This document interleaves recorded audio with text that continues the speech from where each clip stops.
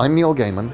I write stuff. I make it up. Sometimes I write comics, sometimes I write novels, kids' books, screenplays, I write television, and occasionally I write journalism and book reviews and things, and I've done it for The Guardian over the years. They foolishly have given me supreme power. And they've given me a desk. You can tell it's mine because they've cleaned it up. Power.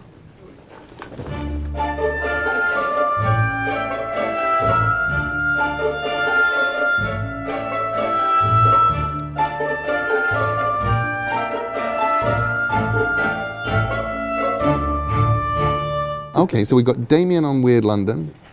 We've got Corey, Johnny and Henry doing Dandelion Careers. We have me reading Down to a Sunless Sea, which I wrote for you for World Water Day. So Hannah's also set you the short story task, and you need to come up with the first line for it. Right, okay, so I came up with an idea. I've written it in an email. Fantastic. So I thought, it wasn't just the murder, he decided. Everything else seemed to have conspired to ruin his day as well, even the cat. Fantastic. The first line sets tone.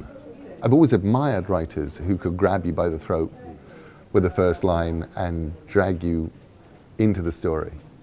I'm much more likely to be the kind of person who's more like, when you're trying to lead the little children into your gingerbread house by just leaving a few Smarties in the pathway that they can follow. I will put down the Smarties. With the one that I've done for The Guardian, it feels a little bit funny. Cats are funny. Murders, if alluded to, if it's not a real person, if it's fictional death and it is alluded to casually, it may be funny, it may not. We may find out. It may get very dark because there is a murder. That's actually up to the giant creative hive mind. But right now, it feels fast, and we've got somebody in there. Something is happening to somebody.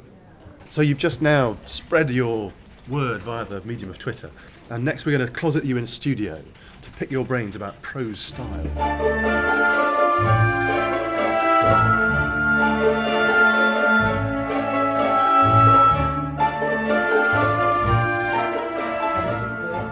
Okay, oh, lovely little space.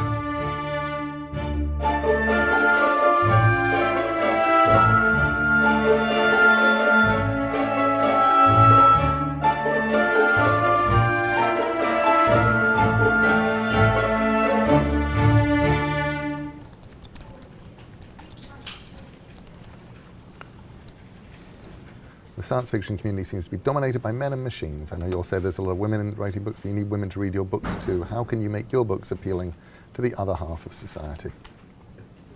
To which I'm basically going to say, somebody saying, what music were you listening to when you were writing Ocean at the End of the Lane? There is that moment where you suddenly realize that, I was actually compulsively listening while I was writing it to an album called Love at the Bottom of the Sea. And then I wrote a book called The Ocean at the End of the Lane, which would have been the ocean at the bottom of the lane, except that it didn't look right when I tried writing it down. I'm going, I probably got it from that. I hate those moments of the revelation. Curse you, people on Guardian webchat. Next question from somebody saying, is it okay to still be afraid of death? I'm going to write back and say, oh yes.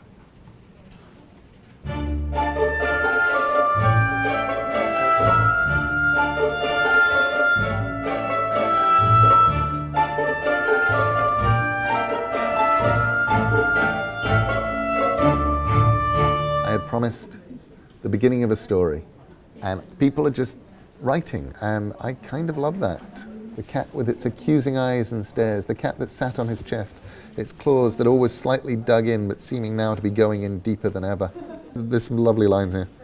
He looked down at the feline and tried his best to sound firm as he ordered her, "Let it go." The cat just stared right back and lazily pulled back her paw, the claws firmly planted in the hem of the man's trousers. It sat in the corner watching as if interested. He stared back, convinced that the cat was the only witness to the murder. But how do you interview a cat? The cat was the least of his worries, though. Just how was he supposed to move his own body out of the bathroom? Or rather, love. It's the magic of people simply doing it. I put up those lines within, 5 minutes, 10 minutes, 20 minutes, 30 minutes. People are posting wonderful paragraphs, some of them writing whole stories, some of the whole stories with twist endings. They're ridiculously good. You can forget how much creativity is out there, and you can forget how good people are. I think it's probably a good thing that I gave them a murder and a tone of voice to begin with, and the tone of voice is relatively funny and twisty, because everybody who seems to have grabbed it has gone relatively funny and twisty as well. And some of them have gone supernatural, and some of them have gone insane, and that's all kind of fun.